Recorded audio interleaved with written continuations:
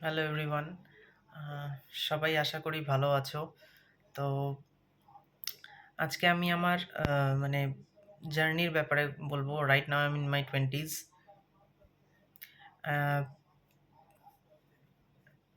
School college complete করার পরে life কিন্তু একেবারেই ইজি না।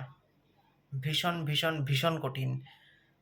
কারণ স্কুল লাইফ কলেজ লাইফে আমরা যাই ফেস করি না কেন, উম, মানে যেই রেজাল্ট আমরা যেরমভাবে প্ল্যানিং করে আমরা এগোই বা কিছু করতে চাই, সেরকম কিন্তু রেজাল্ট এক্সপেকটেশন একদমই উল্টো।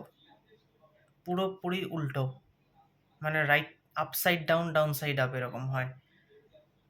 মানে যতটা ভালো এক্সপেক্ট করবে ততটা খারাপ হয়ে যাবে। আবার যেটা হয়তো এক্সপেক্টই করলে না সেটাই হয়ে গেল।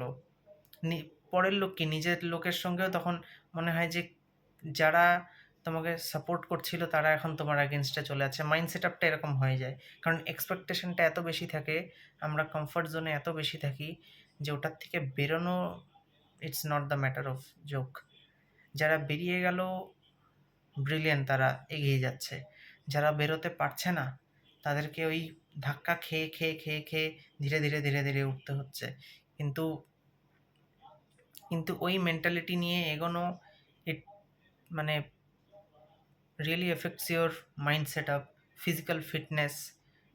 একবার এটা করতে ইচ্ছে করবে, একবার ওটা করতে ইচ্ছে করবে, কিন্তু কোনো মানে একটা জায়গায় স্থির হয়ে কাজ করা যাবে না।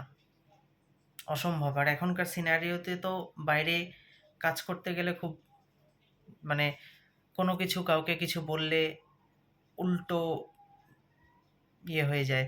উম, মানে কি বলবো, কোনো কিছু কাউকে বলতে গেলে, কিছু পজিটিভ বলতে গেলে নেগেটিভলি নিয়ে নেবে।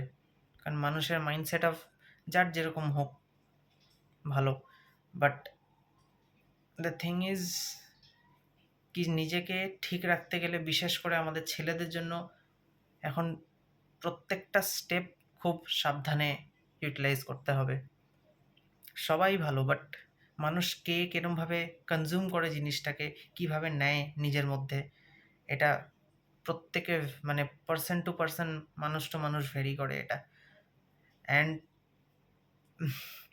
আমার ৩ বছর হলো আমি গ্র্যাজুয়েশন করেছি, বাট আমি এখন অবধি কোনো প্রপার জব পেলাম না, বা আমি করার পাইনি। করেছি বাট মনের মতো হচ্ছে না। যেটা করতে যাচ্ছি মন হচ্ছে না, করছি কিন্তু বারবার মানে ভেঙে যাচ্ছে। আমি ৩টে কোম্পানিতে কাজ করেছি। প্রথম ইন্টার্নশিপ 3 মান্থসের করেছি। ইট ওয়াজ এ পেইড ইন্টার্নশিপ। তারপরে আমি আরেকটা কোম্পানিতে as a operations trainee join করি ফর 6 মান্থস। আর তারপরে next as an operation specialist আমি জয়েন করি আর একটা কোম্পানিতে। কিন্তু কোনোটাতেই স্থির হতে পারলাম না। কারণ আমি অপারেশনস করতাম কিন্তু আমাকে তাও মার্কেটিং এবং সেলসেরও কাজে আমাকে দিয়েছে, যেটা আমার ছিল না। তো অনেক কিছুই আনএক্সপেক্টেড হয়।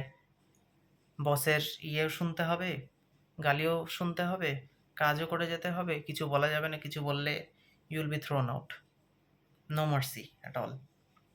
অ্যান্ড দ্য থিং ইজ কি, এখন করে এসে লাস্ট জব যেটা আমি করছিলাম সেটাতে পট করে শরীর খারাপ, মানে হেপাটাইটিস হয়ে গেছিলো আমার। যেহেতু আমি পিজিতে থাকতাম, আমার লাস্ট কোম্পানির জব যেটা আমি করেছি সেটা ব্যাঙ্গালোর থেকে করে এসেছি।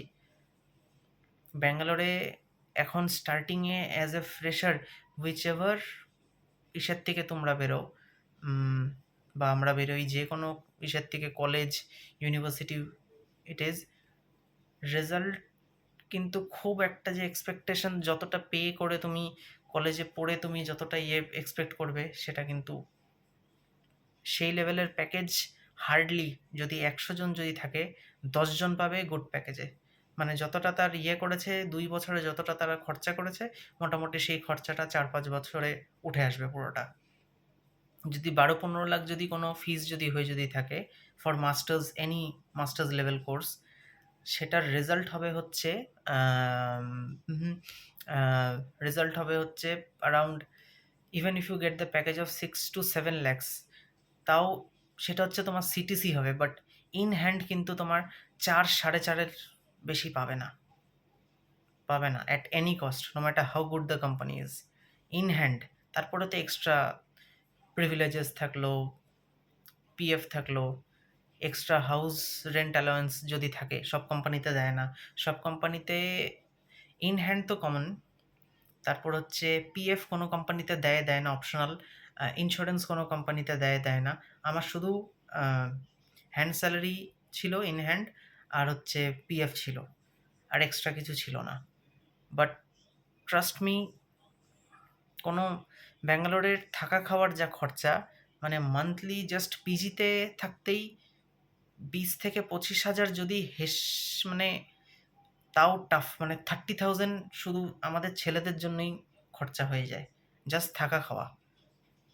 এবার ট্রাভেলিংয়ের খরচা, কোথাও যদি তুমি যেতে চাও, আলাদা খরচা আছে তার মধ্যে। আর উম, আমার এক ফ্রেন্ডও ছিল, সে ব্যাঙ্গালোরে থাকতে হচ্ছে নিয়ার বেলান্দুর। সে অফিস অনেকটা দূরে গাড়ি জার্নি করে আসতো।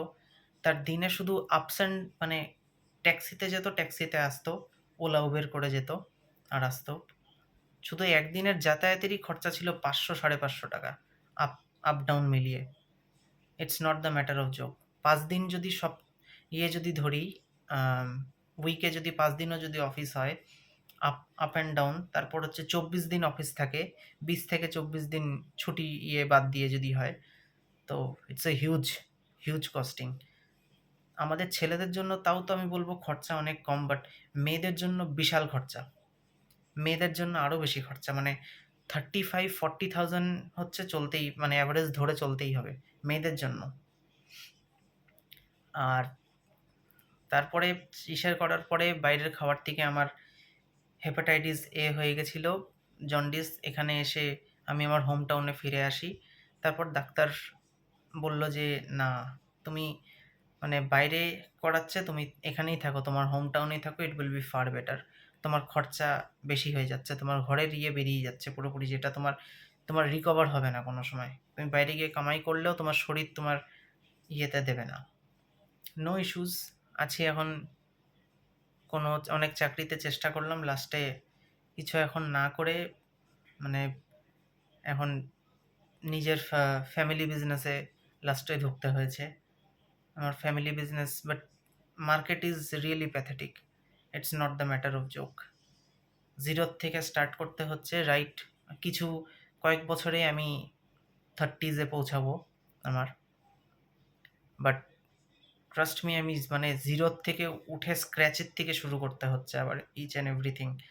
5-6 বছর বেরিয়ে গেছে, কিচ্ছু মানে কোনো নেই। ওই লকডাউনটা মোটা সব মানে হচপচ করে দিয়েছে সবার কি, আমারও এফেক্ট হয়েছে রিয়েলি, পার্সোনালি বলতে গেলে। এখন করছি, দেখা যাক, হোপ ফর দ্য বেস্ট। দেখি কি হয়, প্ল্যানিং মাথায় তো কিছু হচ্ছে না। আমি কালকে কি করব সেটাই জানি না। ডেলি প্ল্যান করছি কাজ, বাড়ি চলে আসছি। সো ভিডিওটা আমি এটা দিয়েই শুরু করলাম, দেখা যাক।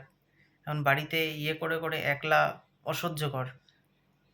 অসহ্যকর। বন্ধু বান্ধবদের সঙ্গেও কতই বা মিশবো আর করব। দিনের শেষে তো নিজের বাড়িতেই আসতে হয়, 4 দেওয়ালের মধ্যে। টাইমটা স্পেন্ড ওখানেই হয়। তো নিজের জন্য টাইম বের করা খুব জরুরি। নিজেকে টাইম দেওয়া, নিজেকে শান্ত রাখা, ঠিক করে রাস্তা বের করা।